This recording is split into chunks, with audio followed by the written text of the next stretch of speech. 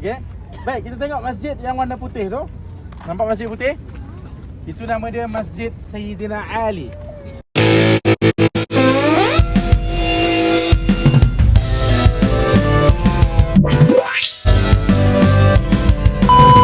Wabarakatuh. Okey, kita baru jalan lebih kurang 1.6 km. Sikit je baru. Kita lagi separuh lagi. Okey. Baik, kita tengok masjid yang warna putih tu. Nampak masjid putih? Itu nama dia Masjid Sayyidina Ali. Tapi dia tidak ada penceritaan ataupun riwayat khusus berkaitan dengan masjid tu. Okey. Dia dibangunkan untuk memperingati Sayyidina Ali sahaja. Kita tengok satu masjid yang warna coklat. Dia ada satu menara dan satu kubah. Dan di menara dia tu ada kon berbentuk ada kon lah bentuk dia. Kemudian dia punya kon tu berwarna gangsa tu. Nampak tak? Yang ada satu menara, satu kubah tu. Yang kecil tu. Ya, yang tu. Nampak tak? Yang tu. Bukan yang tu. Yang tu, yang satu menara, satu kubah. Nampak tak? Itu masjid. Nama dia Masjid Abu Bakar. Kenapa nama dia Masjid Abu Bakar? Yang pertama, masjid tersebut dibina oleh kerajaan Turki Osmaniyah untuk memperingati jasa Sayyidina Abu Bakar. Yang kedua adalah di situ dikatakan salah satu daripada tapak rumah milik Sayyidina Abu Bakar As-Siddiq. Abu Bakar di kota Madinah sekurang-kurangnya dia ada 4 buah rumah. 4 buah rumah. Dan salah satu rumah dia adalah di situ. Dan dia selalu melazimi diri dia untuk solat di situ. So Abu Bakar kalau bangun malam dia akan selalu solat dekat situ.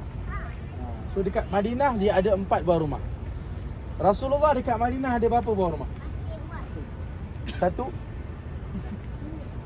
5? Kira dia. Tapi macam tak kena dia. Rasulullah sekurang-kurangnya di Madinah dia ada 9 buah rumah. Kerana apa? Rasulullah ada 9 orang isteri di kota Madinah. Total isteri Rasulullah 11. Tapi 2 lagi dekat Mekah. Khadijah ditanam di Ma'la, Maimunah ditanam di kawasan sebelum daripada nak masuk Tan'im. Nanti waktu kita nak ke Mekah, saya tunjukkan mana tapak rumah Maimunah dan juga dimakamkan di mana. Saya akan tunjuk insya-Allah. Itu pun kalau saya tak tertidur lah. Para jemaah kena pastikan saya tak tidur waktu tu. Okey? Baik. Kemudian nampak tak satu lagi masjid yang ada banyak kubah, yang ada satu menara dan kubah dia semua warna krim, ada burung bertinggi atas tu. Ya. Saya guna perkataan bertinggi, faham tak? Sebab saya orang Johor. Okey. Baik, nampak tak masjid tu? Nama dia adalah Masjid Al-Ghamamah. Ataupun dia punya bahasa Melayu dia Masjid Awan Mendung. Yang kita nak kena faham, di zaman Rasulullah, 2 jenis solat ni dilakukan di luar daripada kawasan Masjid Nabawi. Yang pertama, solat sunat hari raya. Yang kedua adalah solat sunat istisqa. Maksudnya solat sunat minta. Kenapa Ustaz Rasulullah lakukan kat luar? Masjid Nabawi kan berkat. Suka hati Rasulullah lah. Kenapa sebab dia? Ada sebab. Kerana apa? Kebiasaannya orang yang uzur ataupun orang yang sakit, dia dah terlepas khutbah Jumaat Rasulullah. Jadi dia orang tak dengar apa yang Rasulullah sampaikan. So untuk 2 jenis solat ni, solat sunat hari raya dan solat sunat istisqa, Nabi nak pastikan semua penduduk kota Madinah, sama ada mereka boleh solat ataupun mereka uzur, mereka semua dengar khutbah Nabi SAW. Suatu hari Nabi lakukan solat sunat istisqa. Maksudnya kalau kita lakukan solat sunat istisqa ni, waktu tu musim sejuk ke musim panas? Musim sejuk ke musim panas? Sebab apa nak doa minta hujan? Kalau dah sejuk nak hujan apa lagi? Jadi waktu tu waktu sangat-sangat panas. Jadi Nabi lakukan solat sunat istisqa. Usai Nabi lakukan solat sunat istisqa, Nabi sampaikan khutbah. Dan pada waktu itu Allah Subhanahu Wa Taala memerintahkan awan. Dan pada ketika itu awan telah memayungi Nabi SAW. Dan seluruh penduduk kota Madinah yang mendengar khutbah Nabi SAW. Sebab itu dinamakan masjid di depan kita ini Masjid Al-Ghamamah. Ataupun nama masjid ini Masjid Awan Mendung. Kerana pada ketika itu ditakdirkan oleh Allah Subhanahu Wa Taala, Nabi SAW dan sekalian umat yang berada di kota Madinah yang mendengarkan khutbah Nabi SAW, walaupun dalam keadaan panas terik, tetapi pada ketika itu mereka dipayungi oleh awan atas keizinan Allah Subhanahu wa taala. Sebab tu dinamakan Masjid Awan Mendung. Insya-Allah.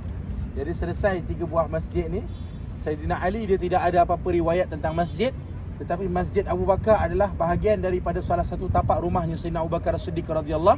Kemudian itulah Masjid Al-Ghamamah, iaitu Masjid Awan Mendung. Sebenarnya tempat yang para jemaah duduk ni adalah sebahagian daripada tempat duduknya para sahabat, dan tempat inilah bahagian daripada awan yang memayungi para sahabat dan umat Islam pada ketika itu. Kerana apa? Kawasan lapang ini digunakan untuk Nabi solat sunat hari raya dan juga istisqa.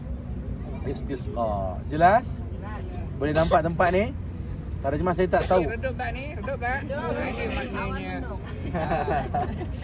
Okey. barakah daripada Nabi.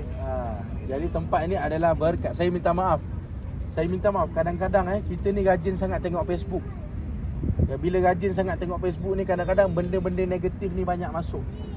Mungkin para jemaah mungkin ada tertengok Facebook video dan sebagainya mengatakan buat apa datang Madinah nak pergi ziarah Uhud, ziarah apa. Dia dengar tak video ni? Abu Bakar pun tak selalu datang Uhud, dia kata kan, dan sebagainya. Ni telaga-telaga ni Rasulullah ni.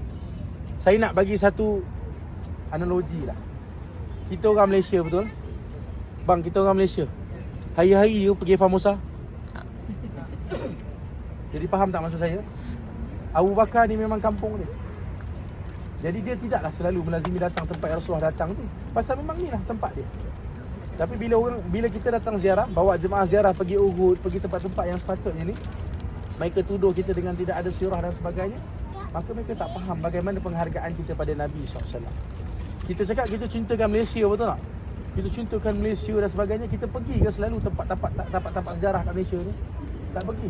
Entah-entah seumur hidup selama duduk Malaysia pun tak pernah pergi. Betul tak? Tapi bila mana kita diizinkan datang ke kota Madinah, maka gunakan bahagian daripada waktu ni untuk ziarah kepada tempat-tempat ini, insya-Allah. Sebab apa? Ini bahagian daripada bukti kecintaan kita pada Rasul sallallahu alaihi wasallam. Next station.